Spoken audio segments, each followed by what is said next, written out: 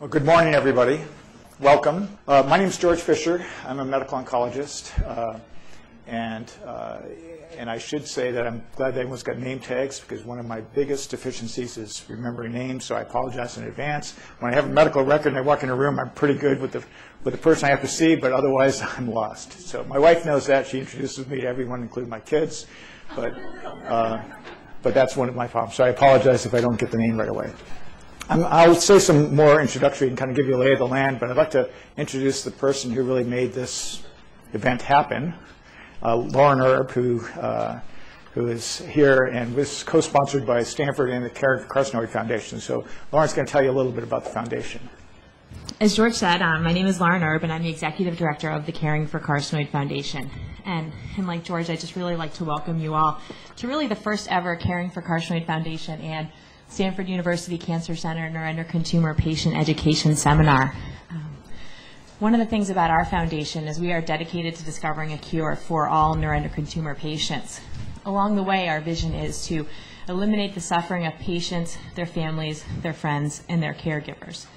And I wanted to thank you all so much for joining us here today as we come together to learn, to support one another, to share our experiences, and really to come together to support one another.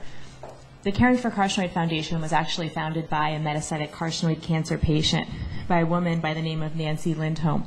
And she founded the Caring for Carcinoid Foundation because she did not want a patient to ever go through what she went through when she was diagnosed with a neuroendocrine tumor. She founded the Caring for Carcinoid Foundation so that when patients were diagnosed with a neuroendocrine tumor, that they would feel hopeful, that they would feel supported, and that they would feel that there were people out there that were working to find a cure and to change the future for them. And so from Nancy's vision, we believe in supporting patients through these educational conferences. And we really rely on the generosity of people like all of the presenters coming here today. One thing that you all notice is today's event has been put on free of charge for all patients. And that's really because of the generosity of all of our speakers and presenters. Not a single person was compensated in any way other than coffee for coming here this morning. And so it's really wonderful, and it's really the wonderful community of doctors that enable us to do these sorts of events for patients. And I'd also really like to thank not only Dr. George Fisher, but also Dr. Pamela Coons, who many of you will also know here from Stanford, and she's been so helpful, and I don't know that she knew what she signed up for when she offered to help us, but she's just been so helpful. And I'd also like to thank, everyone here at the Cancer Center, because Stanford has certainly been one of our main sponsors for the event. Finally, I just want to kind of go through some logistics with you all here this morning. We are all here in this wonderful room. Outside, there'll be food, drink, beverages the whole day long. The bathroom is just right outside the corner, right down the hallway. And if you need anything, there will be people in the hallway, or you can always ask me if you have any questions or if you can't find something. And really, don't forget, this conference is all about you, about the patients. We're here to get your questions answered. And so you should have found some note cards sitting on your chair. If you have a question, what I ask is that you just write down your question, and then you just kind of hold the note card up in the air. Nick Van Zelfte, who's sitting in the back of the room, he's got his hand up now. He's going to be kind of monitoring for that and coming around and checking to see if people have questions. If everyone can just direct their questions through Nick or directly through me, that's just really helpful in making sure that the questions don't end up on the floor and that they actually get answered. And just also, if you can try to really take care when you're writing and crafting your questions to use legible penmanship, that really helps us out as well. Yep. I have, there were a couple of people that submitted in advance, and those questions I already have a list of, and they'll be incorporated today as well. And then I guess, without further ado, I'll introduce George Fisher again, and then you can take it over again. Sure. Thank you, Lauren.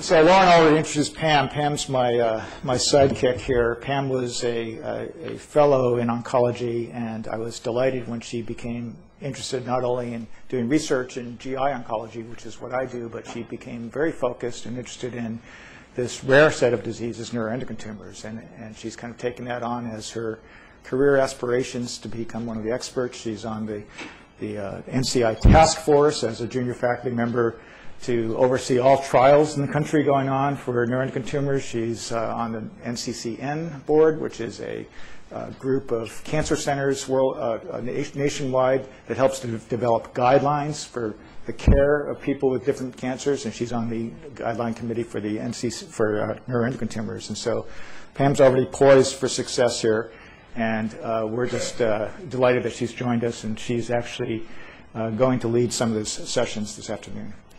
I wanted to just kind of give you a broad overview of what we do and how we do things, because this may be a little bit different, and I should apologize in advance. It's hard to know what level to pitch this kind of discussion, because many of you have had, fortunately with this disease, years to study it or to attend other meetings. And so there's a great disparity in, I think, baseline knowledge. We're going to pitch this a little bit high, but I don't want you to be afraid of asking questions to bring it back down to baseline. So in the way a modern academic cancer center deals with such diseases, we do it in multidisciplinary nature with tumor boards that consist of experts from interventional radiology, diagnostic radiology, nuclear medicine, liver surgeons, colorectal surgeons, pancreas surgeons, geneticists. We have geneticists. We have gastroenterologists. We have medical oncologists. We have pathologists. What am I leaving out, Pam? We have radiation oncologists. Who else? I got it. So and that entire group comes and meets once a week in a tumor board. And actually each group tends to bring a student or two or three or residents or fellows along with them. And it's actually generally a standing room only crowd. And we go over complicated cases. And that allows Andy here, who'll tell you a little bit about imaging, to walk us through the imaging, the CT scan, the PET scan, the octreotide scan, if that were done, so that the medical oncologist, the surgeon, the radiation oncologist, we can all see the abnormalities at the same time with an expert. And you might say, well, this scan's no good, you need a different kind of scan. We'll get that different kind of scan. Or you might say, well, this is what we see here, but what about this over here? And we can all look at that at the same time. The value of that is just enormous, because it's not like we're just calling a doctor and say, well, there's a little something down in the abdomen that we want to take a look at, or what you might get in a written report. So the ability to look at that all at one time is incredibly helpful. The fact that we meet every week affords us some collegiality and allows us to propagate studies, information on studies. And that's critical to making progress in this field, so that when Pam has a new study, everyone on the tumor board will all know the study. And so when they hear of patients, and they can send to Pam, and more importantly, they can have scientific and intellectual input into the study. They can say, well, have you thought about this? Maybe we should do this as part of the study.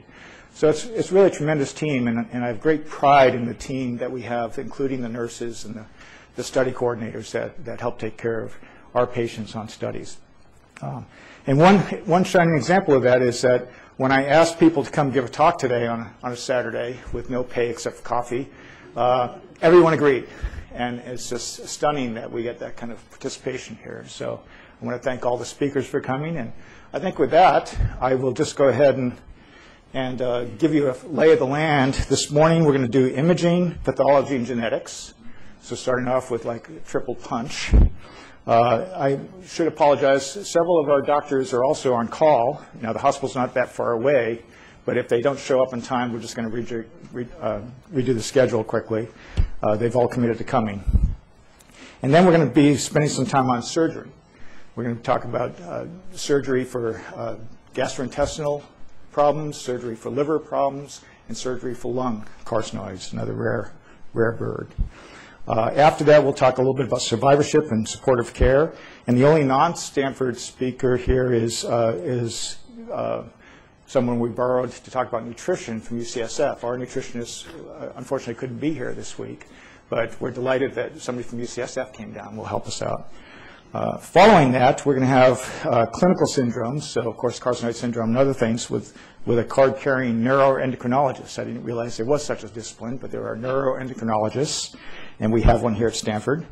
And then carcinoid heart disease by one of our most esteemed cardiologists, our go-to guy. And then Pam and I will kick in the afternoon with a little bit of talk about treatment. We'll try to keep you awake at that point. This postprandial blahs in a small, warm room I might have to go knocking people on the head to keep them awake.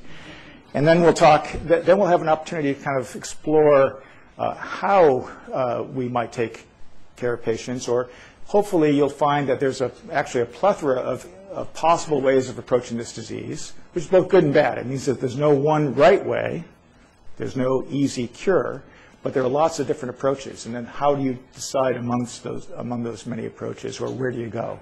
And I don't want to pretend to give you answers on that specifically, but we can kind of outline strategies.